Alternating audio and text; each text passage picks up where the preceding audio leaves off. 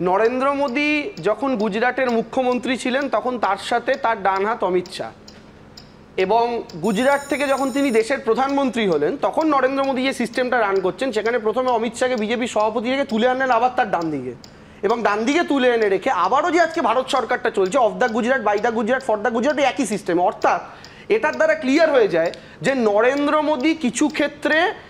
নিজে সামনে একটা ফেস থেকে তার পেছনে অমিত শাহকে দিয়ে যত রকমের এই রকম কাজের এক্সিকিউশনগুলো করান, যার প্রমাণ সোহরাবুদ্দিন কেস থেকে শুরু করে আরো যে কেসগুলোতে অমিত শাহ 6 মাসের উপর জেল খেটেছে। তোমার যুক্তি অনুযায়ী তো তাহলে নরেন্দ্র মোদীকেই আক্রমণটা করা উচিত, উনি করাচ্ছেন। নরেন্দ্র মোদীকে আপনি মমতা বন্দ্যোপাধ্যায়ের এই প্রেস কনফারেন্সটা দেখছেন, যেদিন নরেন্দ্র মোদী এসে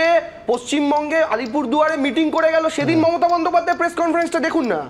সেদিন নরেন্দ্র মোদীকে কম অ্যাটাক করা ছিল নাকি? নরেন্দ্র মোদী প্রধানমন্ত্রী একজন দায়িত্বশীল চেয়ারে বসে আছেন, তাই তাকে মুখ্যমন্ত্রী বারবার মনে করিয়ে দিচ্ছেন আপনারা এই লোকটাকে সামলান।